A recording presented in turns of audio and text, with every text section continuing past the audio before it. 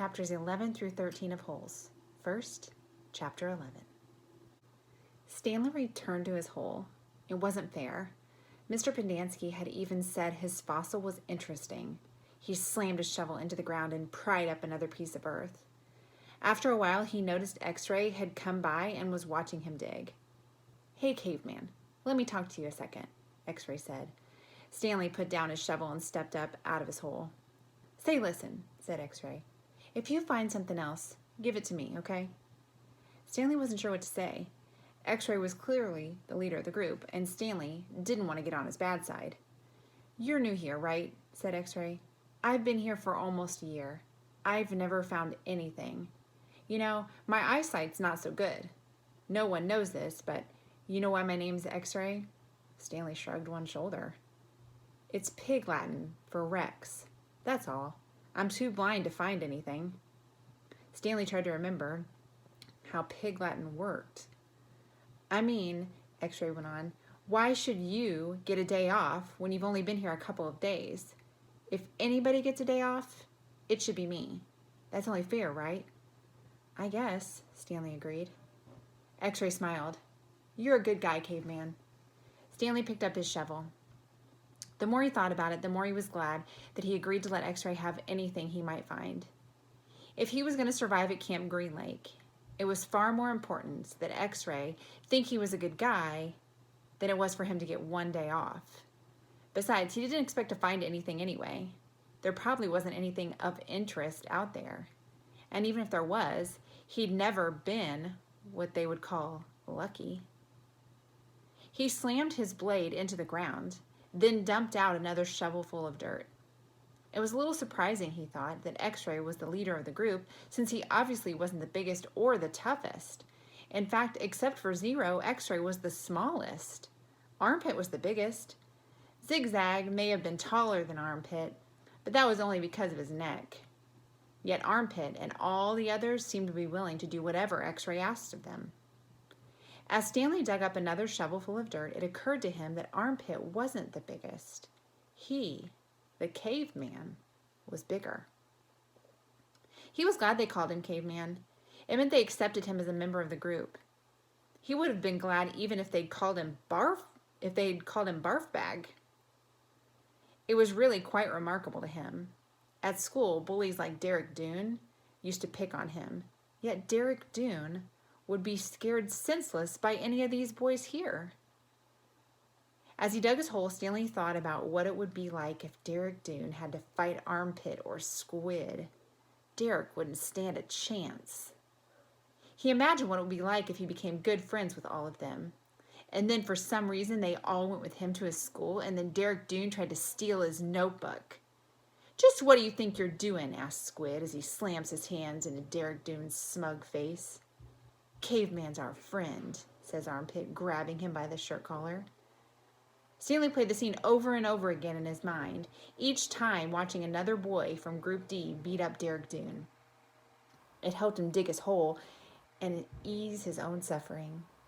Whatever pain he felt was being felt 10 times worse by Derek in his mind. Chapter 12. Again, Stanley was the last one to finish digging. It was late afternoon when he dragged himself back to the campground. This time, he would have accepted a ride on the truck if it was offered. When he got to the tent, he found Mr. Pendanski and the other boys sitting in a circle on the ground. "Welcome, Stanley," said Mr. Pendanski. "Hey, caveman, get your hole dug?" asked Magnet. He managed to nod. "Did you spit in it?" asked Squid. He nodded again. "You're right," he said to X-Ray. "The second hole's the hardest." X-Ray shook his head. "The third hole is the hardest," he said. "Come join our circle," said Mr. Pendanski. Stanley plopped down between Squid and Magnet. He needed to rest up before taking a shower. "We've been discussing what we want to do with our lives," said Mr. Pendanski. "We're not going to be at Camp Green Lake forever. We need to prepare for the day we leave here and join the rest of society." "Hey, that's great, Mom," said Magnet. "They're going to finally let you out of here." The other boys laughed. "Okay, Jose," said Mr. Pendanski. "What do you want to do with your life?" "I don't know," said Magnet. "You need to think about that," said Mr. Pendanski. "It's important to have goals. Otherwise, you're going to end up right back in jail." What do you like to do? He asked. I don't know, said Magnet. You must like something, said Mr. Pendanski. Oh, I like animals, said Magnet. Good, said Mr. Pendanski. Does anyone know of any jobs that involve animals? Veterinarian, said Armpit. That's right, said Mr. Pendanski. He could work in a zoo, said Zigzag. He belongs in the zoo, said Squid. When he and X-Ray laughed. How about you, Stanley? Any good ideas for Jose? Stanley sighed. How about an animal trainer? Like for the circus or movies or something like that, he said. Any of those jobs sound good to you, Jose? Asked Mr. Pendanski. Yeah, I like what Caveman said about training animals for movies. I think it'd be fun to train monkeys. X-Ray laughed. Don't laugh, Rex, said Mr. Pendanski. We don't laugh at people's dreams. Someone's going to have to train monkeys for the movies. Who are you kidding, Mom? Said X-Ray. Magnet's never going to be a monkey trainer. You don't know that, said Mr. Pendanski.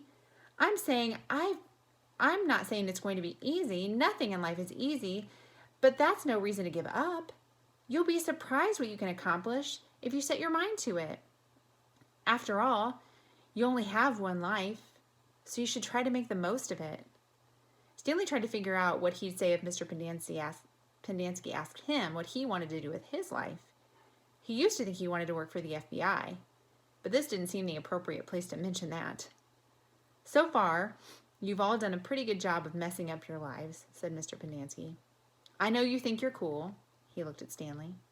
So you're Caveman now, huh? You like digging holes, Caveman? Stanley didn't know what to say. Well, let me tell you something, Caveman. You are here on account of one person. If it wasn't for that person, you wouldn't be here digging holes in the hot sun. You know who that person is? My no good, dirty, rotten, pig-stealing great-great-grandfather. The boys howled with laughter. Even Zero smiled. It was the first time Stanley had ever seen Zero smile. He usually had such an angry expression on his face. Now he had such a huge smile it almost seemed too big for his face, like the smile on a jack-o'-lantern. No, said Mr. Pendanski. That person is you, Stanley. You are the reason you're here. You're responsible for yourself. You messed up your life, and it's up to you to fix it. No one else is going to do it for you, for any of you. Mr. Pendanski looked from one boy to another. You're all special in your own way, he said. You've all got something to offer. You have to think about what you want to do, then do it. Even you, Zero. You're not completely worthless. The smile was now gone from Zero's face. What do you want to do with your life? Mr. Pendanski asked. Zero's mouth was shut tight. As he glared at Mr. Pendanski, his dark eyes seemed to expand. What about it, Zero? What do you like to do? I like to dig holes. Chapter 13. All too soon, Stanley was back at the lake, sticking his shovel into the dirt. X-Ray was right. The third hole was the hardest. So was the fourth hole, and the fifth hole, and the sixth, and the... He dug his shovel into the dirt. After a while, he'd lost track of the day of the week and how many holes he'd dug. It all seemed like one big hole, and it would take 1.5 years to dig it. He guessed he'd lost at least 5 pounds. He figured that in 1.5 years, he'd either be in great physical condition or dead. He dug a shovel into the dirt. He couldn't always be this hot, he thought. Surely it was cooler in December. Maybe then they froze. He dug a shovel into the dirt. His skin had gotten tougher. It didn't hurt so much to hold the shovel.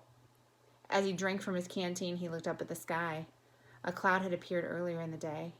It was the first cloud he could remember seeing since coming to Camp Green Lake. He and the other boys had been watching it all day, hoping it would move in front of the sun. Occasionally it got close, but it was just teasing them. His hole was waist deep. He dug his shovel into the dirt. As he dumped it out, he thought he saw something glisten as it fell into the dirt pile. Whatever it was quickly buried. Stanley stared at the pile a moment, unsure if he'd even seen it. Even if it was something, what good would it do him? He'd promised to give anything he found to X-Ray. It didn't seem worth the effort to climb out of his hole to check it out. He glanced up at the cloud, which was close enough to the sun that he had to squint to look at it. He dug his shovel back into the earth, scooped out some dirt, and lifted it over his dirt pile. But instead of dumping it there, he tossed it off to the side. His curiosity had gotten the better of him. He climbed out of his hole and sifted his fingers through the pile. He felt something hard and metallic. He pulled it out. It was a gold tube, about as long and as wide as the second finger on his right hand. The tube was open at one end and closed at the other.